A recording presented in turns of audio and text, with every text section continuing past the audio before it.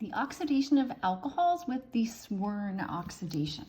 So the Swern oxidation is similar to the oxidation with hypochlorous acid in that it is also a greener method, so more environmentally friendly than those chromium reagents of chromic acid and PCC.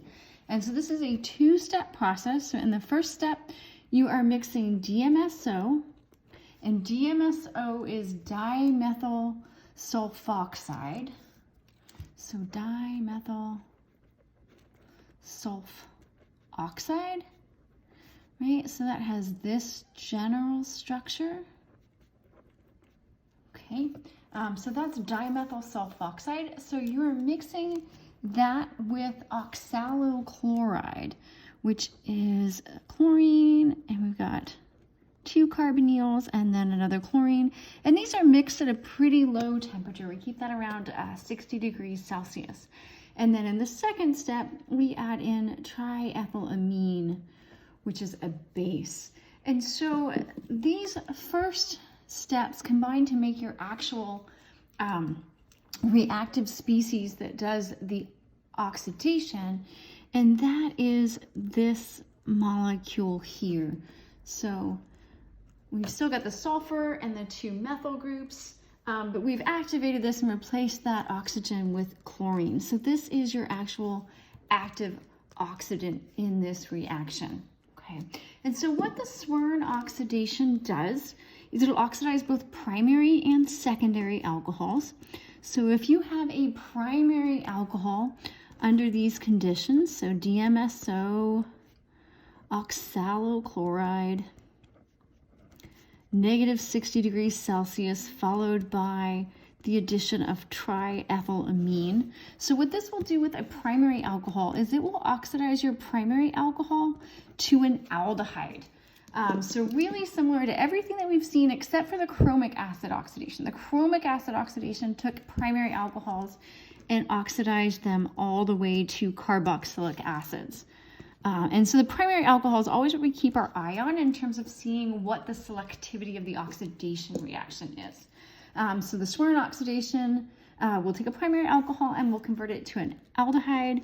It will also take a secondary alcohol, and I'm just going to say Swern oxidation this time, so understanding that that is the same conditions in that same order.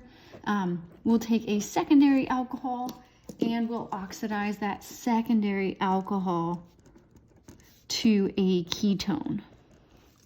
And so how this reaction works in general, we said this is our active oxidizing agent. So what happens, we can draw the mechanism for our primary alcohol, right, is your alcohol acts as a nucleophile, and it is going to attack that electrophilic sulfur, right? So there's our electrophilic sulfur, and the alcohol is going to attack that sulfur and kick off the chlorine as a leaving group.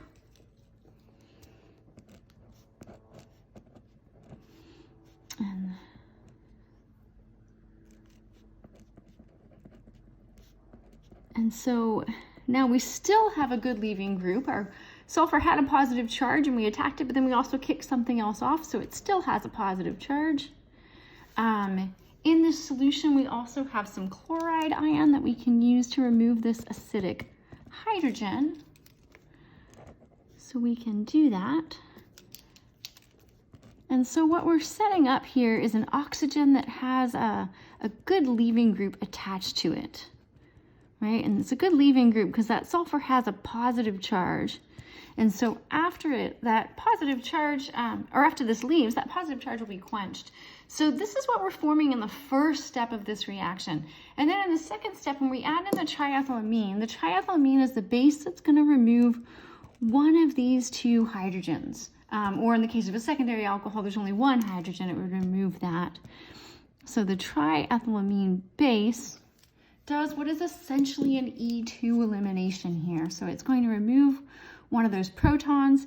The electrons are going to come in to form the pi bond between carbon and oxygen, and then you're going to lose that good leaving group. And that's how we would form the alcohol that's shown up here.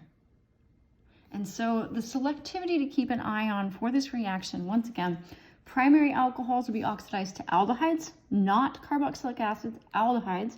Secondary alcohols are oxidized to ketones, and tertiary alcohols,